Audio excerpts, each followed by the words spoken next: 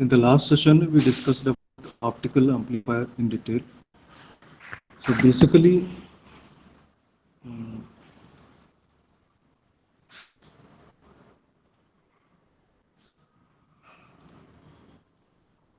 so we have seen the basically what we mean by optical amplifier. It's not the amplifier which is going to boost optical signal. Neither it is going to do any kind of conversion here. So it is directly going to amplify your intensity modulated optical signal, and it's with the applications or types also we have discussed.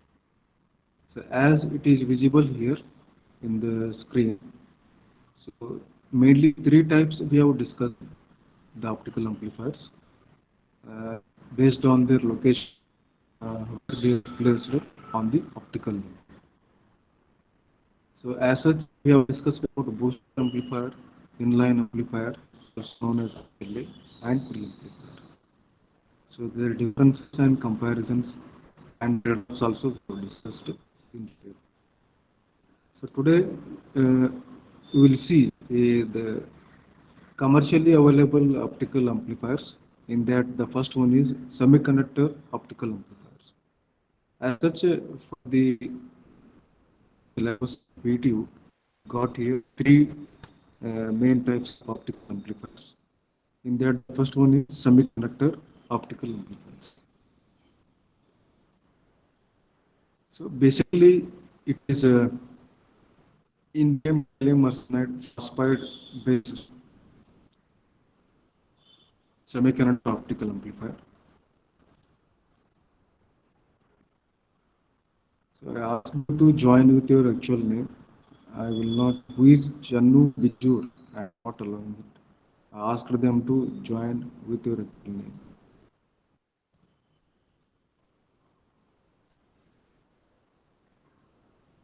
Just coming to this one, semiconductor optical amplifier.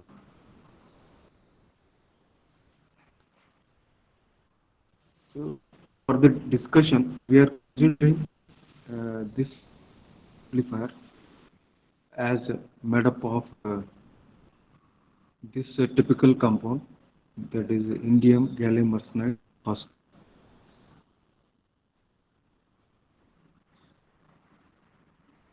So if you look at this particular slide here, so there are its operation is similar to that of the laser, that is stimulated emission, but not exactly same. So here it actually the semiconductor optical amplifier belongs to the traveling wave amplifier category. This we need to understand it today. In laser, we know that we have discussed the indium gallium phosphide laser is actually working based on the stimulated emission phenomena, where the light ray is undergoing multiple reflections between the two reflecting mirrors. For example, the fabric parrot cavity laser. So, with the multiple reflections, we are able to get the lasing action there. That is a laser principle. But that is not happening here.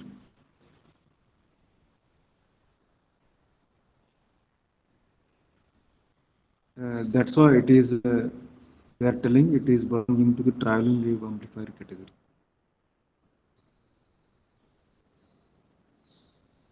So in laser feedback mechanism, optical signal makes many passes through the lasing cavity. So multiple reflections are happening between the two reflecting facets. But here that multiple reflection concept will be removed.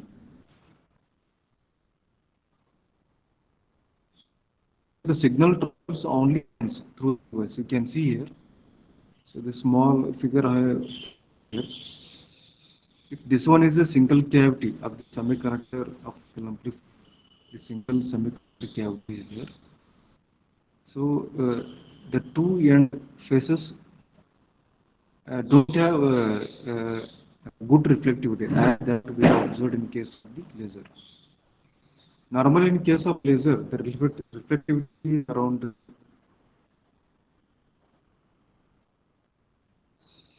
0.3.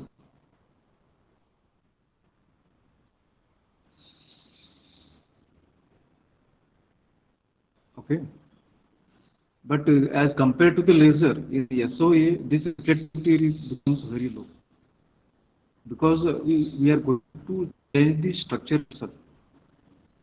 We no longer going to depend on the reflectivity parameter of these ends of physics.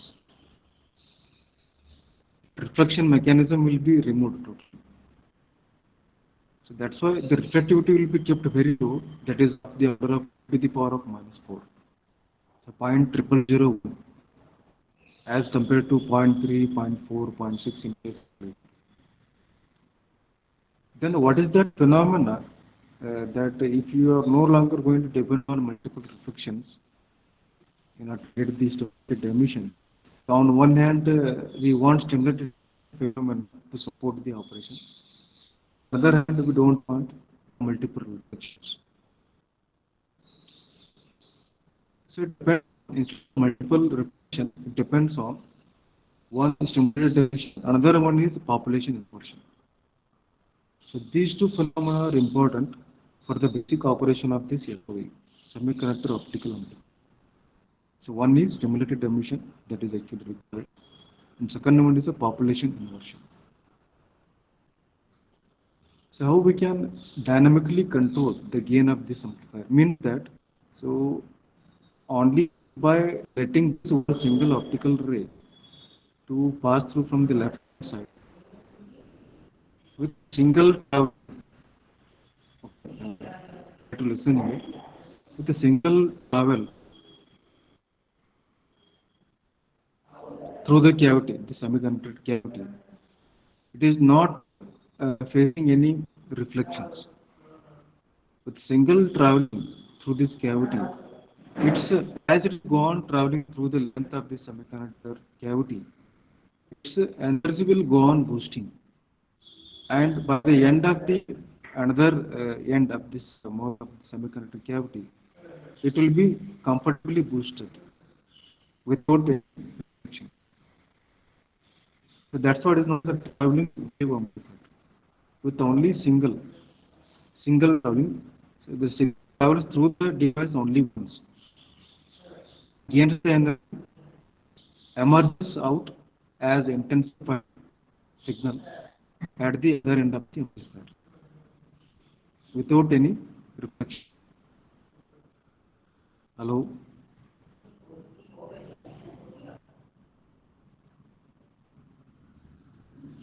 Are you understanding this concept? So this is very important.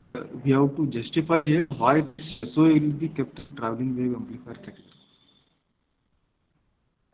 If you are able to justify it, so how you are going to justify that the SOA is belongs to this category, TW amplifier category? By putting 2 points on which two phenomena it is going to operate. One is stimulated emission.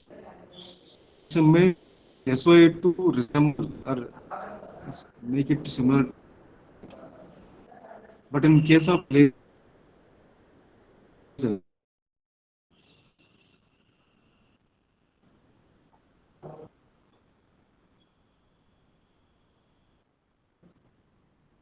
I'm audible.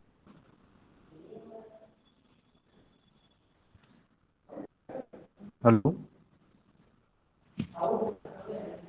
I will repeat it once.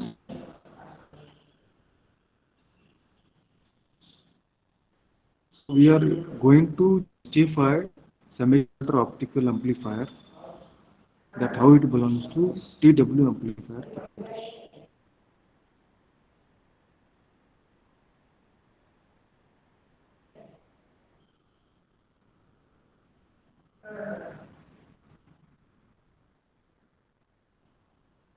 That can be done by putting 2 points here. Now, one is stimulated emission phenomena, which is resembling to the laser principle, and another one is um, population inversion mechanism. So means with the help of population inversion mechanism, we are injecting more carriers. Because as such, we have seen that the signal is allowed to travel only through this cavity. And by the end, it will complete its journey, it will be completely boosted.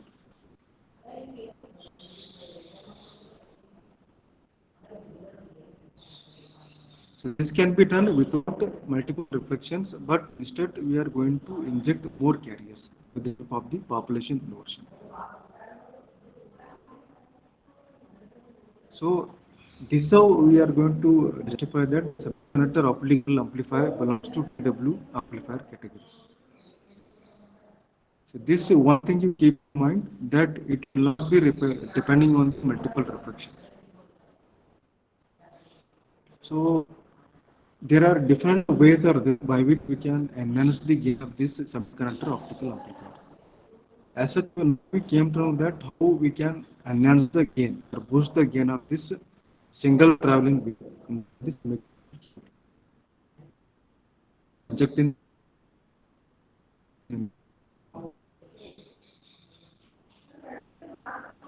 here enhancing the gain. So first one come by injecting more carrier to help the population inversion phenomena. Second one related with the structure. We can increase its length and we can vary the composition of this indium gallium arsenide phosphide in this compound. So by doing so, we are able to dynamically gain and to make it to operate in the 270 nanometer technology. So the whole mechanism, the gain mechanism of this SOE can be kept in this single box. There is a gain mechanism in SOE can be achieved by external pumping method. That is a population inversion phenomena. We have to inject more carriers. Then itself indirectly it is going to inject more external carriers or current is required to create the population inversion. That is in turn going to lead to increase in gain of the vessel. External pumping is going to inject more carriers, that in turn going to enhance the population inversion. That is going to lead to increase in the gain of the semiconductor optical amplifier. Apart from the population inversion or external pumping mechanism, as this is the main reason that is going to lead to the stimulated emission. So because of the stimulated emission, we feel that it is similar to the that of the laser principle. Okay. So normally the gain peak of SOE is in the narrow band, that is around O band, around 12.8 nanometers to 16-15 nanometer in the U band. That is just by varying the composition of the active region, that is the indium gallium arsenide phosphide. So guys, this much you have to tell. The main thing, this is the key operational aspect you have to explain. So you have to main point here is that justify how SOE belongs to T category. What are the two phenomena which really involved, and finally how they are able to achieve the control over its dynamic gain.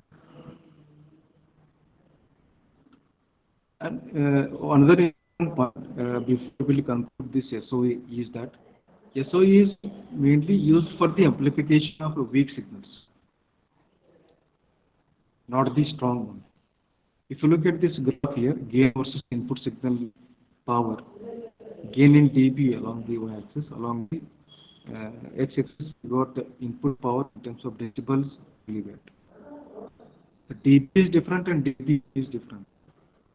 dBm means it is decibels, that is power measured with respect to 1 milliwatt. Look at this x-axis. The power is gone. The power is gone, slowly increasing from minus 60 dBm to minus 60 dBm, minus 40 dBm, and so on, like so, then 10 dBm and 20 dBm. So as the power is increasing, the gain is reducing. Means it is the semiconductor optical amplifier is meant for amplifying the weaker signals.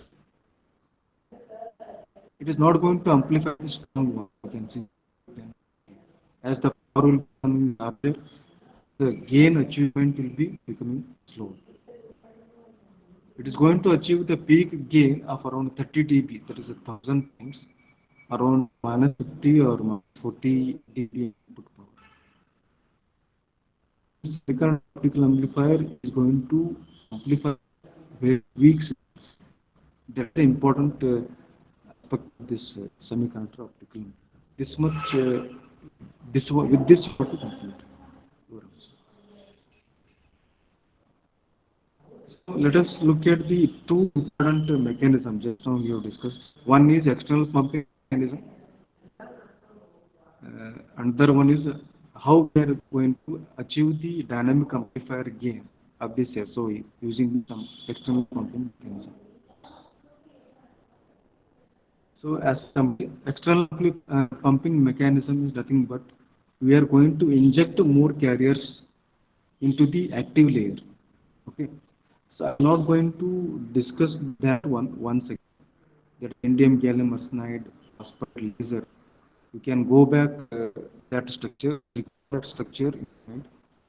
Different layers has got red layer, but structure 3 layers will be there. Okay, so layer the one that is going to inject the carriers into the active layer, where recombination process happens. Population immersion is going to occur. Okay, so try to recall that layer structure, then you are able to understand this. So because the whole external pumping means it is indicating that we are injecting more layer, so there is the substrate layer of that in gallium arsenide phosphide laser structure. That is similar to your results. So when you inject more carriers from the substrate layer into the active layer, that is a recombination layer, where this population inversion is occur, that is going to lead to the stimulated emission. But this external pumping is totally going to depend on the three aspects here. One is injection, how many carriers you are injecting. Second one, suppose if you have injected 10 carriers, out of 10 injected carriers, how many of them are actually going to reach your lower energy level, that is a recombination reason, where actually out of 10, how many of them are actually taking part in the recombination or population inversion,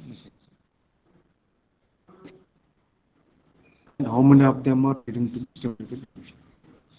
So three things are there. How many of them are injected, how many of them are taking part in the recombination process, the population inversion, and how many of them are leading to the stimulated emission. So it means you have to know the rate of injection of the carriers. We should know the rate of recombination, spontaneous recombination rate, and also we should know the stimulated emission rate. Three things we have to know. So means the carrier density n of t in the excited state depends on the three parameters it is given by. So small variation in this carrier density, dou n of t by dou t, depends on these three rates. That is Rp of J of t by qd, the current density of q into d, minus Rs t of t, that is Rst means stimulated emission. Given this equation, you have to remember this. And n of t by tau r, it is going to indicate how many are actually taking part in the recombination. So Rp of t is going to indicate how many of them actually injected. In that, if you subtract how many actually took part in emission, stimulated emission, how many took part in the recombination, then you will be getting net density of the carrier which are leading to the dynamic gain of your semiconductor optical. Okay. So this Rs of t is given by this equation, that is G Vg NPH. Vg will indicate the velocity of the incident light, NPH is the photon density, and G is the overall gain per unit length.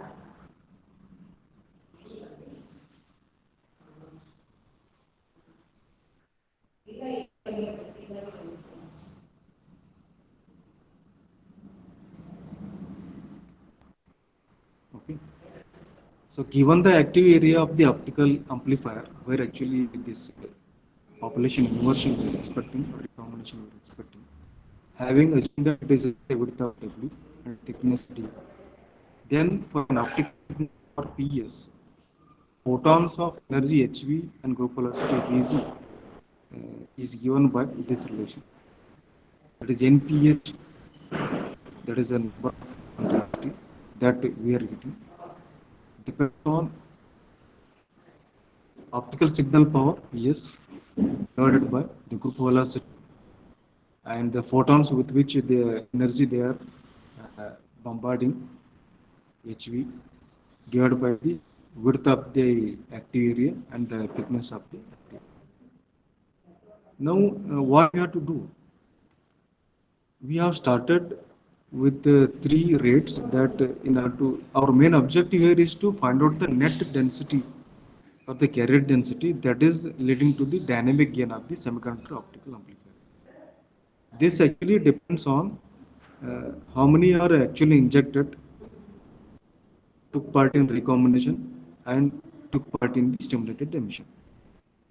So only when we subtract the things which took part in stimulated emission and recombination from the actually injected, then we are able to get the net or actual current density of the carriers which are taking part in the gain of the semiconductor optical amplifier. That equation is given by this one, the first one. Later, now we have to apply the steady state condition. Steady state condition means dou n of t by dou t equal to 0. If we make it equal to 0, then we can manipulate and write it as Rp equal to Rst plus n by 2r.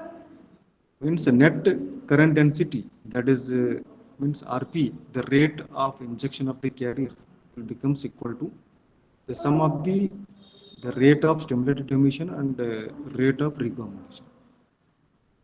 So this will be happening under equilibrium condition, that is happening under a steady state condition. Okay. So using this equation, we will achieve the steady state gain per unit length, that is a G. So what you have to do, for RST you can substitute it as G Vg NPH and n by 2r as it is, and for NPH you can substitute this equation PS by Vg HV and solve it for G. This is very simple one. You can try it at home. If you are unable to get, you quote me in the WhatsApp group. I will solve it in the paper and reply there. So if you solve that one, finally you are getting an equation, the steady state gain equation of the semiconductor optical amplifier, like this. And it will be composing of two important parameters. One is NPH saturate, that is known as saturated photon density, given by this, and another one is the medium gain per unit length without signal, given by G naught, and it's called zero signal or small signal gain per unit length. Okay, so this is the mechanism what we are getting under steady state condition as far as the external pumping mechanism is concerned. So this external pumping context, we learned how we are going to get the gain of semiconductor optical amplifier using injected rate, stimulated emission rate, and spontaneous recombination rates. And finally, we are arriving at the gain equation, that is steady state gain equation. So based on this, so these are some end equations. I'm suggesting you to remember them, which are quite useful in applying and solving some numericals. example, this is a very simple problem. Consider indium gallium arsenide phosphide semiconductor optical amplifier.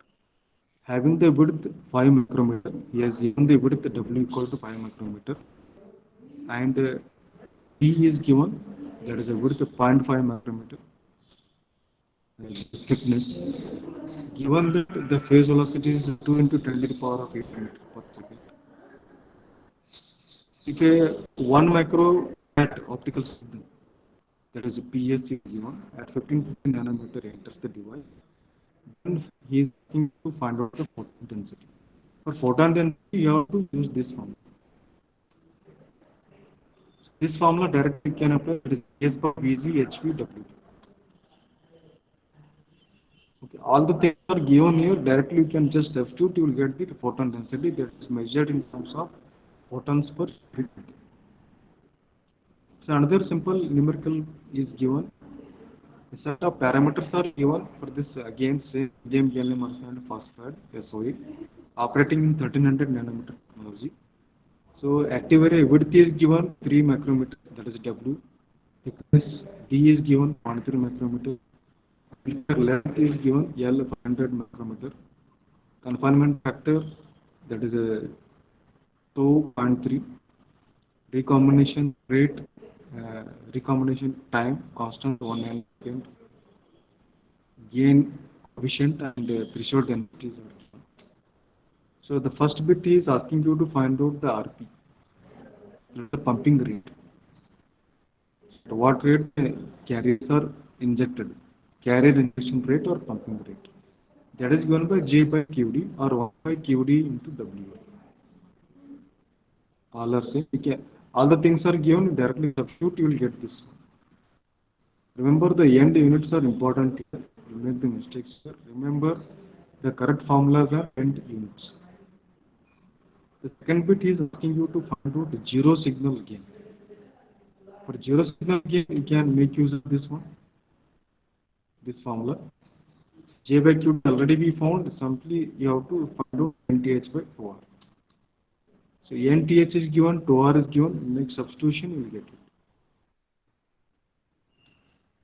So another aspect you have to discuss with the after the mechanism is gain.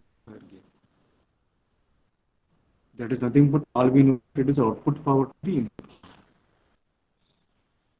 Here the radiation intensity of the photon, which is having energy h nu, varies exponentially with the distance as it is going to travel through the lasing cavity.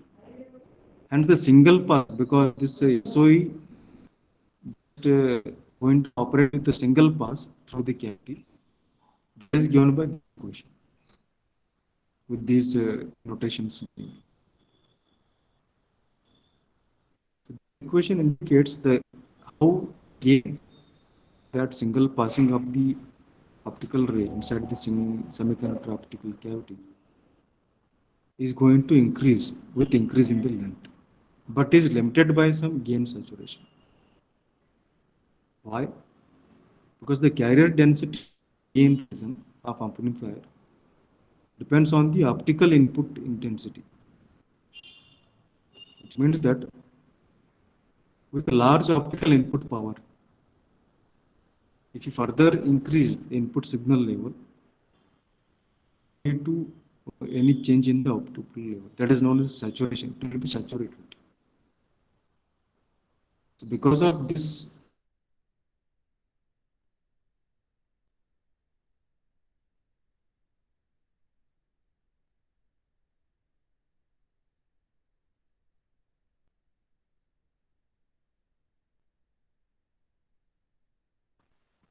hello.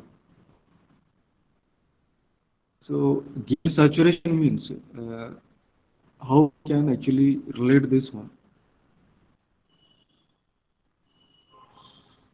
with a sufficient large optical input power. Further increase in the signal level does not lead to appreciable change in the output level. Means what is happening here is that whatever the carriers which are injected by that substrate layer into the active layer is no longer supported for the recombination process and stimulated emission process. That is going to be saturated, and that in turn we are going to calculate as a gain saturation. So therefore,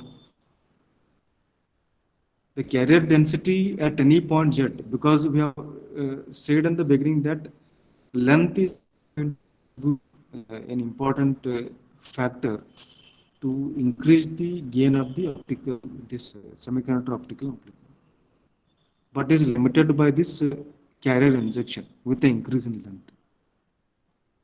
When suppose if you take this uh, dependency on the distance as a function of z, that is the carrier density at any point z. Z means you take it as a distance at any point z in this cavity is denoted by PS of z. So means what is happening is there incremental portions of the device near the input, means near the input means where you are going to get this stimulated emission is larger initially and is not much saturated. So means it not be saturation at the same time as the portions further down the device where incremental portion jet become larger. So in simple words, as the length transfers by the wave inside the semiconductor cavity increases, then its power achievement, boosting of its power will go on decreasing after that certain threshold of that distance.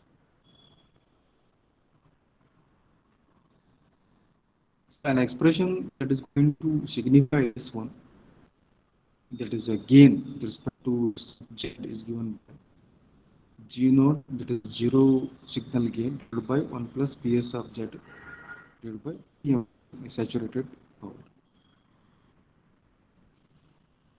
So this saturated amplification power is defined as internal power level at which the gain per unit length becomes half. Means if you make ps of z and p amplifier saturation, then this will get half of the signal count.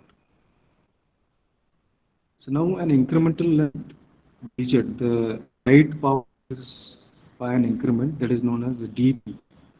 They put g of z into ps of d. So using these two equations and partially differentiating this one with respect to incremental length, that dz, we get it as g naught of z dz equal to, you can substitute for g of z this much here, that you will get it as this factor into dp. Then for the whole length, if you integrate this one, because the whole, suppose if you assume length of the semiconductor cavity is L, and you need to integrate from z equal to 0 to z equal to L, will give us the gain that our signal is going to achieve at the end of traveling distance z in the semiconductor cavity. Okay, so we'll stop today's discussion.